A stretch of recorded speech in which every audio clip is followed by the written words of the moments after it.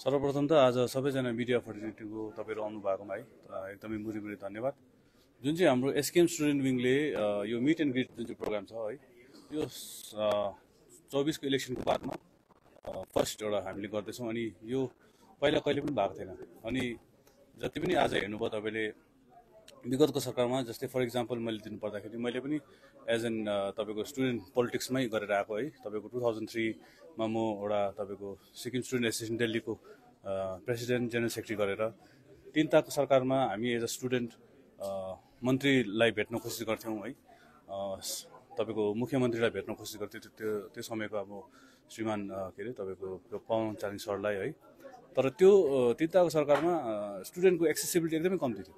अनि हामीले अहिलेको वर्तमान सरकार जो छ है सम्माननीय मुख्यमन्त्री श्रीमान पीएस गोलेको नेतृत्वमा शिक्षाको क्षेत्रमा है तपाईँको हेल्थको क्षेत्रमा एकदमै सिरियस हुनुहुन्छ। अनि शिक्षाको क्षेत्रमा चाहिँ स्टुडेन्ट फर्टिलिटी जुन चाहिँ छ तपाईँको नियरली 25 to 30% 18 वर्षभन्दा माथि 25 to 30% चाहिँ तपाईँको स्टुडेन्ट फर्टिलिटी कलेजेस प्लस तपाईँको सिक्किम युनिभर्सिटीतिर धेरै पिएचडी स्कलर्ससम्म हाम्रो है स्टुडेन्ट विङले केटर गर्छ। सो यो मिट एन्ड ग्रिट प्रोग्राम एकदमै इम्पोर्टेन्ट थियो किनभने तपाईँले आज देख्नुभयो यो हाम्रो तर्फबाट मात्रै कुरा भएन। आज हरेक कलेजको 13वटा कलेजेसको प्रतिनिधिहरू आएर इलेक्टेड प्रतिनिधि प्रेसिडेन्टहरू आएर यहाँ तपाईँहरूको अगाडि हाम्रो secretary general honourable minister Arun Upreti sir हुनुहुन्थ्यो, सोसियल वेलफेयरको तपाईँको सामडुप लेप्चा सर हुनुहुन्थ्यो।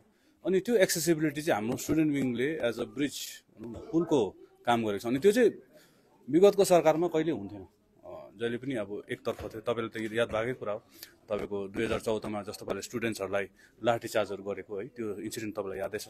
अनि अहिले चाहिँ 2019 को बादमा चाहिँ स्टुडेन्टको जति पनि रिलेटेड इस्युजहरू छ सीएम साहबले धेरै एड्रेस गरेको छ।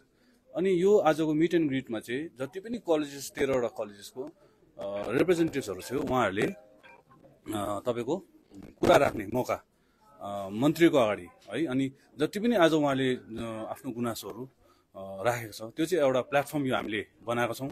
त्यो प्लेटफर्म आज हाम्रो स्टुडेन्ट विङले सबै एउटा फर्मेट बनाएर तपाईँको झट्टै काम जुन चाहिँ हुनुपर्ने त्यो काम हामी जस्तै फर इक्जाम्पल तपाईँको भेन्डिङ मेसिन भयो है, तपाईँको यो के अरे तपाईँको एम्बुलेन्स बसहरू जुन चाहिँ कुन चाहिँ कलेजमा पुगेको छैन त्यो कलेजहरू पुग्नुपर्छ भनेर हामी त्यो एउटा बनाउँछौँ। अनि 3टा फेजमा हामी बनाएर अघि हाम्रो सेक्रेटरी जेनरल भनेको जस्तै हाम्रो के अरे काम एज अ स्टुडेन्ट विङ चाहिँ यो आजको मिट एन्ड ग्रिट प्रोग्राममा जति पनि डेटा कलेक्ट भएको छ त्यो चाहिँ हामीले इन्फर्मेसन कलेक्ट भएको छ त्यो चाहिँ हामी एउटा मेमोरेन्डम भनेर हाम्रो सम्माननीय मुख्यमन्त्री अनि हाम्रो अध्यक्ष श्रीमान पीएस गोलेलाई हामी हाम्रो भाइस प्रेसिडेन्ट इन्चार्ज हुनुहुन्छ आदित्य गोले सर हुनुहुन्छ हाम्रो विङको उहाँको अनि हाम्रो टोली गएर चाहिँ त्यो हामी दिनेछौँ।